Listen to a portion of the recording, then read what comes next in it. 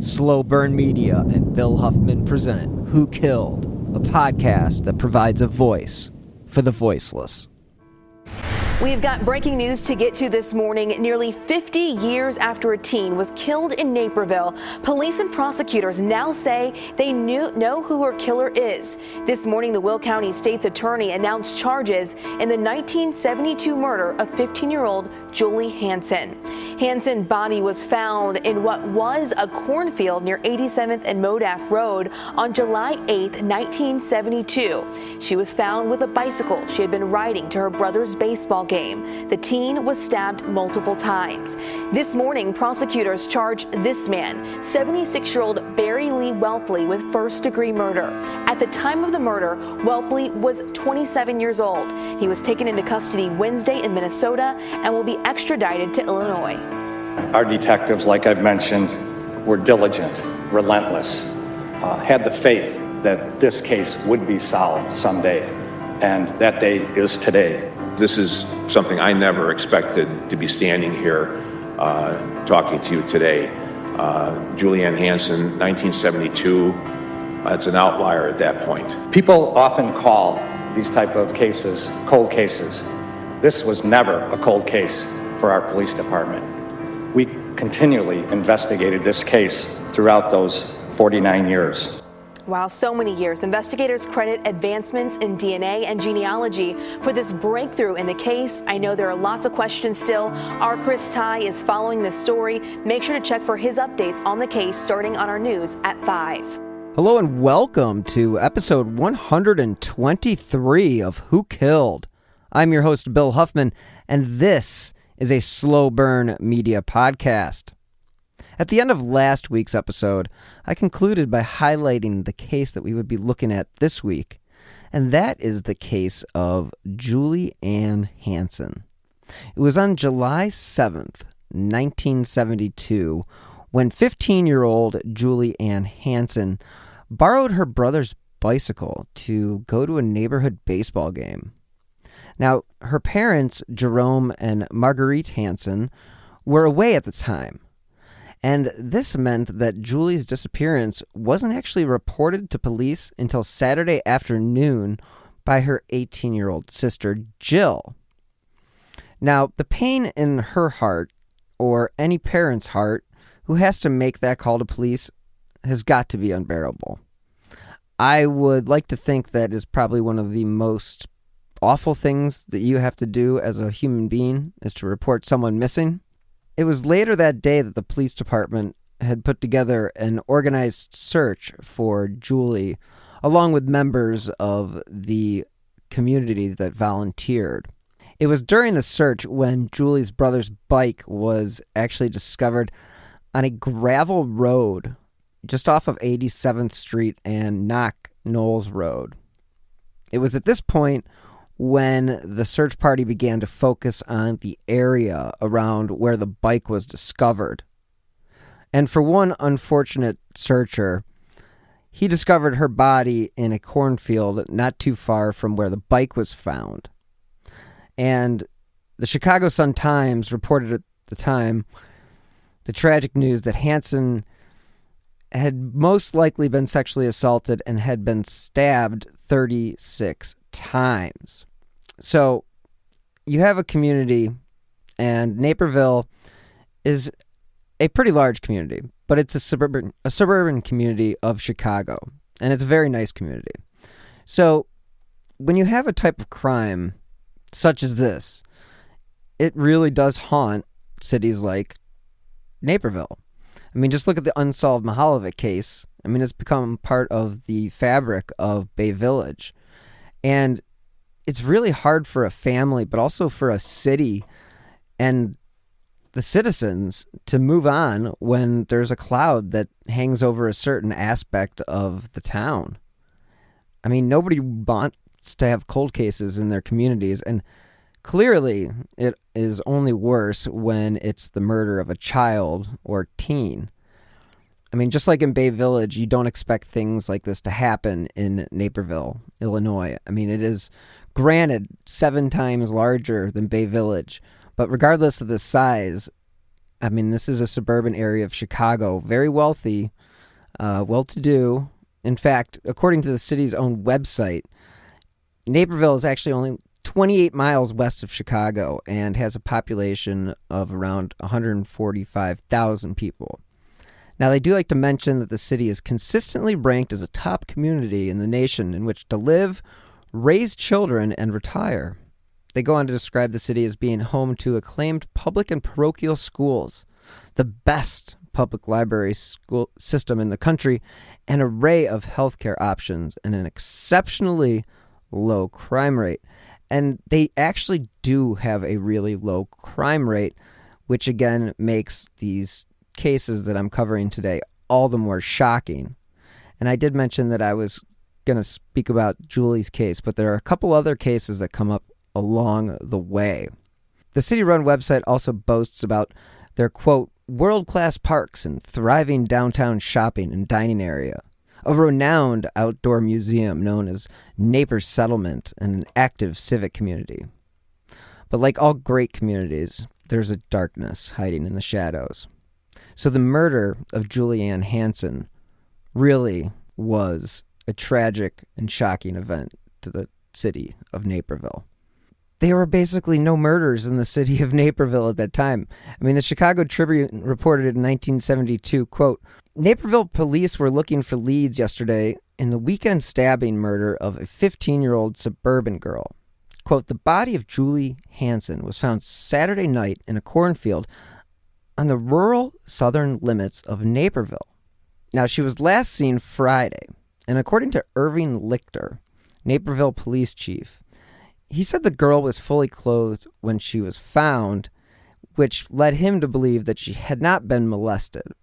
Now, that is counter to what the Chicago Sun-Times had reported.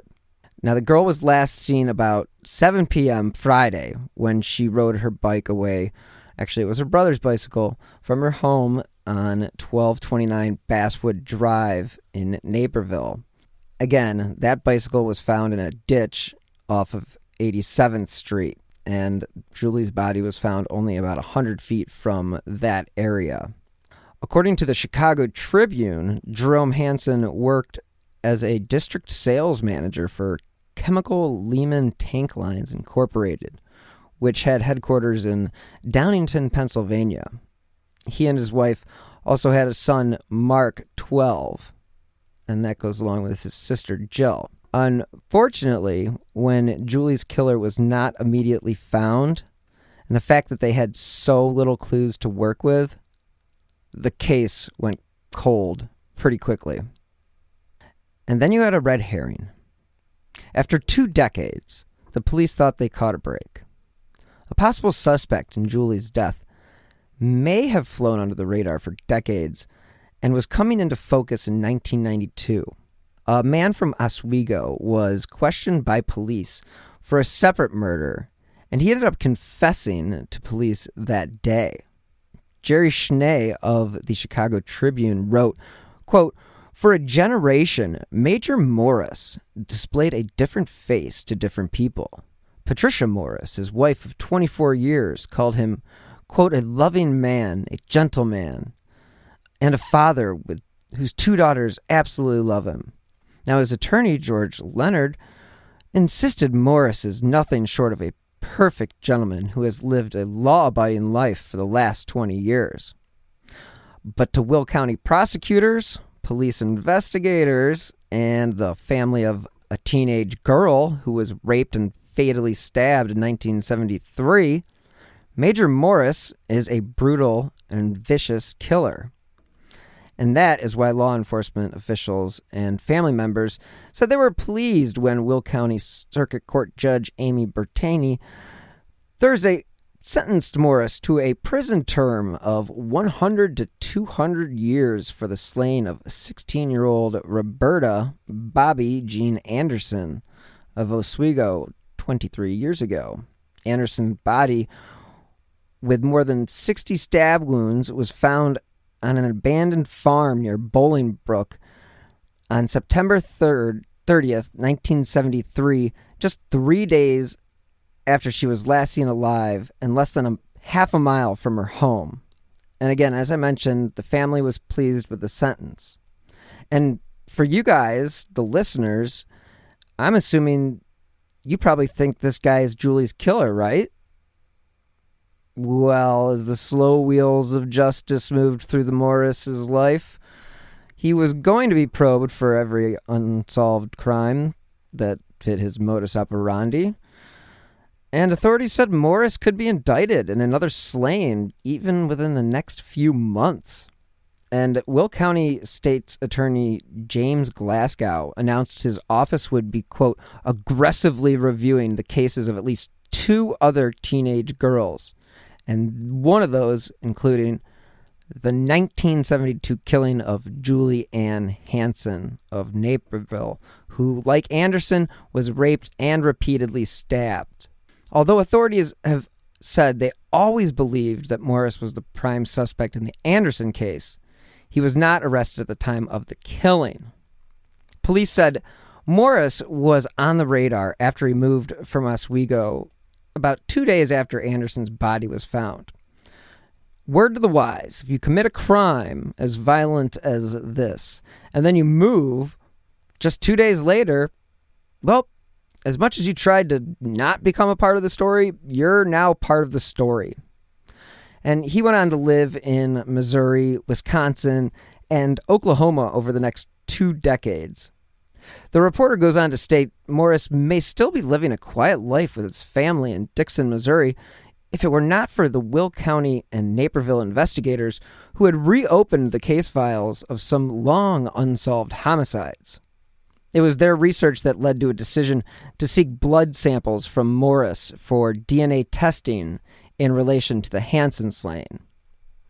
And that led evidence technician Ed Hayes, investigator Tom Morrison, and Naperville police detective Mark Carlson to travel to Waynesville, Missouri in late 1992. And that's when they interviewed Morris. And on December 3rd, 1992, Morris actually made a videotaped confession detailing the Anderson killing. That confession was played to the jury during the trial and was viewed again by the jury during its 7 hours of deliberation. In that statement, Morris said he picked up Anderson and stabbed her numerous times after she rebuffed his advances.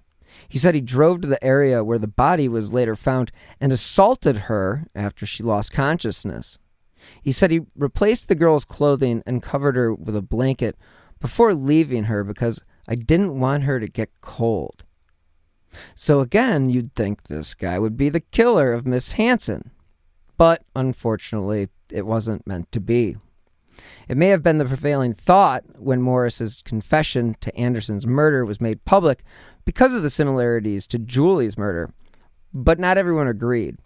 And to be honest, it's a good thing they didn't, because it was another 2 decades before Hanson's family actually was awarded some sort of closure. So the real break in the case comes when a press conference was held by the police and local authorities where they said, quote, "The last 49 years we've chased many leads, identified many suspects, and all were eliminated through the exhaustive investigation of our detectives. Though the case stalled, Marshall said it was never considered cold." Of course, detectives came and went over the years, some retiring without ever having brought closure to the case and to Hanson's family. Again, very similar to Chief Mark Spetzel and his recent retirement in the Amy Mahalovic case and all the officers who retired without having answers within that case as well. Just tragic. And again, the department's diligence actually did pay off. And that was when Marshall and Will County State's Attorney James Glasgow announced that the teen's alleged killer had finally been identified. And that was one Barry Lee Welpley. Love how they always use the 3 names to, announce a murderer or an assassin. They just always have 3 names. But either way, he was charged with 3 counts of first-degree murder in Hanson's death. Welpley was actually a retired welder, and he was arrested in Mounds View, Minnesota, where he had been living. Whelpley was actually 27 when Hanson was killed, and actually only lived about a mile from the family's home in 1972, according to police. Again, online records showed that Whelpley remained at that time in jail with a $10 million bond. So the police chief went on to say that the family was very pleased that they had found some closure. And they said, quote, "As you might assume, it has been a long journey for our family. We are forever grateful to all those who have worked on this case throughout the many years. We would especially like to thank Team Julie, who are truly Julie's heroes." Marshall, who had been with the police department for nearly as long as the case remained open, said that despite the lack of arrests over the years, this unsolved case was not one of those cases that ever really left their minds. And he said that we were all conscious of Julie's murder, looking for the killer, and we had Julie's picture on our desks. And investigations like this, that's pretty common. I mean, I've been to Spetzel's office, and sure enough, Amy's poster's sitting right there. Or at least it did so when he was still chief of police of Bay Village. And ultimately, it did take a lot of DNA testing and advancements in technology. And again, the advent of genetic genealogy, which has been the theme of these last two episodes, as well as next week's episode, in finding Hanson's alleged killer. The chief declined Friday to go into detail about DNA evidence that led to the arrest. Now, again, I mentioned the 1970s were an interesting time for, well, the nation, to be honest with you. But in Naperville, for example, or in the surrounding area, there were three specific crimes that were particularly brutal. Glasgow, the state's attorney general, said that the Hanson homicide was one of those three cases in Naperville in the 1970s, who was brutally slain. Another was Roberta Jean Bobby Anderson, and she was killed in September 1973. And the other was Margaret Margie Stern in 1978. Let's hear from this week's sponsor, BetterHelp.com. As you guys know, 2020 was terrible, and things are still pretty terrible. But today I am happy to tell you about BetterHelp.com. Because if there's anything that's holding you back or interfering with your happiness, BetterHelp Online Counseling is there for you. You can connect with a professional counselor in a safe and private online environment, and it's really convenient because with the current state of the world, it really needs to be. So now you can get help on your own time and at your own pace. All you have to do is schedule secure video or phone sessions, and you can also chat and text with your therapist. BetterHelp really is there for you. They have over 3,000 U.S. licensed therapists across all 50 states. And if, for whatever reason, you aren't happy with your counselor, you can request a new one at any time. They even have apps for your smartphone or your computer, so you are never out of touch. So again, if you're suffering from anxiety or depression, anger, stress, relationship issues, heck, not getting good enough night's sleep, trauma, LGBT matters, they literally have a licensed professional counselor for you. And of course, everything you share is confidential. And the thing I like most is that this is actually an affordable option. And Who Killed listeners get 10% off their first month with the discount code WHO. So when I get started today, go to betterhelp.com/WHO. All you have to do is fill out a questionnaire to help them assess your needs and get you matched with a counselor that you'll love. Again, for 10% off, go to betterhelp.com/WHO. All right, we are back. Like Hanson, Anderson, 16 of Oswego, vanished while heading home and was later found stabbed to death in a cornfield on an abandoned farm near Naperville. The high school sophomore who had spent the day helping a friend finish a homecoming float had been stabbed more than 60 times. And that does sound very similar to the Hanson case. According to the paper, Stern was 18 when she vanished as she hitchhiked home from her part-time job at the College of DuPage in Glen Ellyn, according to the Illinois Prisoner Review Board records. The Tribune reported in 1978 that just after 8:30 a.m. on September 15th, Margaret Stern told a fellow clerk at the registrar's office of the College of DuPage in Glen Ellyn that she felt sick and was going straight home. Unfortunately, she never arrived there, and 2 weeks later, police had no idea what happened to the 18-year-old. Police don't think she was kidnapped because there have been no ransom demands, but her parents didn't believe that she ran away. So, if you have parents who say that she didn't run away, there's no reason for her to have run away, and then you say there hasn't been any ransom demands, I don't know. Sounds like you've watched too many movies if that is what you're waiting for.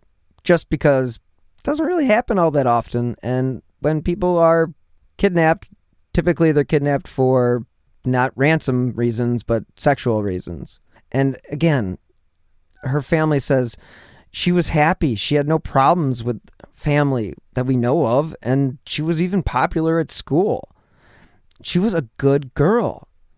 Now, she was also in the habit of leaving notes for her family to let her know where she had been or where she was going. And Woodridge Deputy Police Chief Michael Hager said on Sunday, after the girl had gone missing, that about 100 leads had been checked out, but little had been learned from any of the leads. Quote, "What's worrying to us is that Maggie's friends mentioned that she sometimes hitchhiked, and we're assuming that she did that day because she didn't have a car. We're asking that people try to remember seeing Maggie in Woodridge along Park Boulevard, Butterfield Road, or Route 53, where she had hitchhiked before." Now, Hager went on to say that Maggie was only 4 feet 11 inches and weighed only 95 pounds with long brown hair and braces on her teeth. Again, she was last seen wearing blue jeans, platform shoes, because this is the 70s, a brown or white top, and carrying a white macrame handbag, again, the 70s. A 100-strong search party was formed and was unable to come up with any clues or evidence about Margaret's disappearance. It would be nearly a decade before they had any answers. Her skeletal remains were found in 1986. Not so coincidentally, just feet from where Anderson had been found nearly 13 years earlier. The two girls were dumped about 2 miles from where Hanson's body had been found in 1972. Major Morris Jr. was a former resident of the area, and again, he confessed to the killing of Anderson in 1992. Ironically, Morris's confession came as detectives sought blood and hair samples in connection with the Hanson investigation. Morris, who was a 19-year-old garbage collector in 1973, first appeared on the police department's radar when he and his wife moved from their Oswego home days after Anderson's body was found, as I mentioned earlier. Not a good move if you commit a crime to just pick up and leave. When he was questioned in the somewhat aftermath of the homicide, he, of course, denied any involvement, but he did offer a little bit of speculation on what might have happened. He told police that Anderson may have been killed after rejecting a stranger's sexual advances. In 1992, the Anderson and Stern homicide cases were reopened, as well as the murder of 15-year-old Julie Hanson. And again, Miss Hanson disappeared, as I told you, on July 7th, 1972. Now, this, of course, was prior to Anderson and Stern murders, but she had been sexually assaulted and stabbed, and that did kind of fit his M.O. In 1992, collaborating investigators sought the help of the FBI. An offender profile dated September 6, 1992 was generated based on all the data from the Hanson and Anderson murders. That profile concluded that anyone developed as a suspect in either of those cases should seriously be considered a suspect in the other. His confession, 19 years later, actually was pretty close to what he had said to police that day. The records show how Morris was clearly deflecting, and so that's when Detective Waters conducted a third interview on the 27th of November, and it was during this time that he asked Morris what he thought might have happened to the victim. Morris suggested that the victim had been picked up by a stranger, that she had refused the stranger's advances and was killed. And the essential elements of a confession he gave 19 years later, it was just all very similar. He comes in and he confesses after being confronted with these officers, and it was a few months later he was indicted in Stern's killing, to which he later pleaded guilty. Again, investigators got their big break when Morris actually allegedly told a friend about what happened to Stern. Otherwise, those two murders would have never been solved. And they seem to be almost identical types of crimes, copies of one another. And both victims, again, were teenage girls. And again, he was a stranger. But the perpetrator, again, Morris, he didn't hide the bodies like you would if you were looking to never be caught. Like, he didn't go and bury them. He just kind of hid them off the side of the road. He was eventually sentenced to 20 years in prison for Stern's murder. And Morris is actually serving out his 100-year sentence at the Menard Correctional Center. But at the press conference, Glasgow referenced how many in law enforcement believed for decades that Morris had killed all three girls. And he looked behind him and said, "But not these guys. These guys never rested, never put the file to the side. They always kept working, and when the new technologies came along, they availed themselves." And of course, he says that the breakthrough didn't happen overnight, and detectives really left no stone unturned, and we pored over all the evidence. But it wasn't until they collaborated with some of the private labs in this country to test the DNA evidence to see if they could come up with a genetic profile and possibly build his family tree. The police also did something that is very important in a cold case, even though they won't say it's a cold case, is that they actually kept in regular touch with the Hanson family. And that was even after Jerome Hanson died in 2009, and then Marguerite Hanson died 10 years later. Glasgow said the charges against Wepley include a first-degree murder charge based on the 1972 statute. The other charges relate to 3 different theories of the slaying. Now, he went on to say that the case is still under investigation. I'm not going to promise additional charges, but when you continue an investigation like this, things will arise, and we will deal with them as we find them. And again, this has never been a cold case for our police department. We were all conscious of Julie's murder. We all had her picture in the office. It was never away from our hearts. And at the time of Hanson's killing, Welpley was 27 years old and lived within about a mile of Hanson's home. And authorities announced the arrest. They said that they could not give details on the DNA evidence that they had because they did not want to jeopardize the prosecution in the case, which makes all the sense in the world. Again, attorney James Glasgow said, quote, "I think probably everybody in the media is aware of this procedure, and these detectives used it with great expertise and resulted in the charges being filed here today," unquote. Welpley was a retired welder and was taken into custody in Ramsey County, Minnesota, and he had been, at this time in early June, waiting extradition to Illinois. The Will County State's Attorney Office actually has charged Welpley with 3 counts of first-degree murder and set his bond, as I said before, at $10 million. The Hanson family said in a statement that they are grateful to all that have worked on the case throughout the years. And again, as of Friday evening in June, when the article was written, it was undetermined if he had obtained an attorney. I'm sure he has done so since then. But I have to make note. 2 killers with similar MOs were operating within the same city around the same time and preying on the same young women. I mean, that's a scary thought. I mean, it's a scary thought for any female because you never know who the bad guys really are. I mean, you have Major Morris living a secret life and Barry Lee Welpley doing the same, all while living in the same town. I don't want to play armchair detective here, but is it possible that these two men knew each other, or am I just throwing things out there? I don't know. I guess anything is possible, but one thing is clear. There were some really shady people lurking around the Chicago suburbs in the 1970s. Hell, I'm sure there are more shade balls now than back then, just due to access to the internet. So the question at the end of this episode is, how do you protect the vulnerable without some draconian laws? The problem is you can't. Sure, you can always try to be an overbearing parent, but as we've seen in a lot of these cases, that can actually lead to resentment towards authority, and this will then lead them to make bad decisions in spite of their parents' rules and maybe end up in a situation that they may not be able to get out of. And with hindsight, the 1970s look as if it was a decade full of murder and mayhem. It's actually not too far from the truth. I mean, there were more than 150,000 murders in the decade.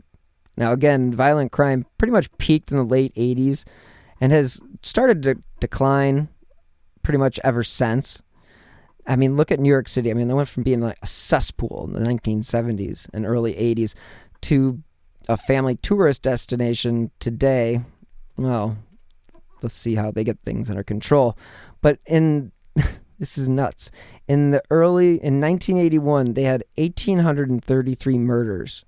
And in 1980, they had 1,821. To put that into perspective, New York City in 2020 had only 251 murders. I mean, that's a pretty low number when you compare it to the 1980s. Again, it's just crazy to think that you would have two offenders living in a city like this of only 140,000 people, and they're really doing the same exact crime. And that is just shocking. I mean, Chicago hit its peak numbers in 1974 with close to 1,000 murders. And again, the city began declining its violent crime rate in the early 1990s as well, but has seen an increase in the past year when nearly 800 people were murdered. Now, again, this is Chicago proper. I am not trying to connect those stats with the actions in Naperville because murder is extremely rare there. It's actually so rare that in 2019 and 2020, they only had one murder in each of those years. So it's a really damn safe place to live. And all the more reasons that the murders of these young women discussed today haunted the community. Unfortunately, we have seen the number of violent crimes increase over the past few years, but it is safe to say that we will never return to the 70s and 80s type of numbers. I feel like we're headed in the wrong direction when it comes to violent crimes and murders, though. It doesn't help the cause when every other person seems to own a gun. I'm all about self-protection, but it is a bit unnerving seeing some people carrying army-style long guns like they're holding a baby.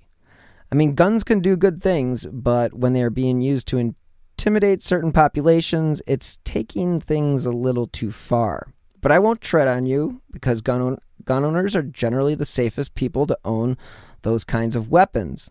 I get it. I know it's a thing, and I say go for it. Just keep them out of the hands of children, please. On the other hand, you have gun owners who don't go through the licensing process, and therefore they possess it illegally. And this is much more likely to lead to a murder or an accidental shooting or discharge. This is why gun laws are worthless. And I'm not even Second Amendment guy. The people who want to commit a crime with a gun will not be going the legal route. The country is already so saturated with weapons, it would be a waste of time to go on with some of this legislation they're trying to push through.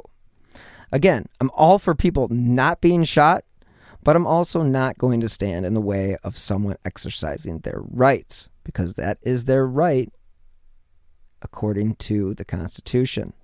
I will also say there have been cases where a bystander with a gun has actually helped decrease the violence by taking out a potential mass shooter. My only fear is when authorities show up to a scene, they may not know who the good guy is or the bad guy. And again, a perfect example of this just happened a month ago. And the Washington Post reported after a gunman ambushed and killed a police officer last week in a midday attack in a Denver suburb, most witnesses scattered, ducking behind cars as they ran for safety. But 40-year-old John Hurley moved towards the shooter, pulling out his concealed handgun and firing at the attacker. After the gunman fell, Hurley picked up the rifle the shooter had been carrying. Moments later, police pulled up to the scene, and one of the responding officers shot and killed Hurley with the rifle still in his hand. And this is exactly what I fear could happen more often if people aren't careful. The bottom line is guns can be both good and bad. Unlike Major Morris or Barry Lee Welpley, who are just trash and deserve whatever they have coming their way. It's only fair after you two ruined the lives of so many families and held the city of Naperville hostage for decades. And on that note, I'm going to be wrapping up this week's episode. Next week, we will be looking at the murder or another cold case murder with everyone's favorite guest, Nick from the True Crime Garage podcast. So I'd like to say thank you guys so much for tuning in this week. All of you know I drop new episodes of Who Killed every Friday, and that is wherever you get your favorite podcasts. If you enjoy this podcast and want to help the show fund, you can do so by clicking on the link in the show notes, or you can contribute via Venmo with my username at Bill-Huffman-3. I say it every week, but every contribution, big or small, does help keep these shows on the air. Now you can help support the show also by leaving a 5-star review on Apple Podcasts or wherever it is that you're getting your favorite shows. Again, those 5 stars do help keep the important cases I cover in the spotlight.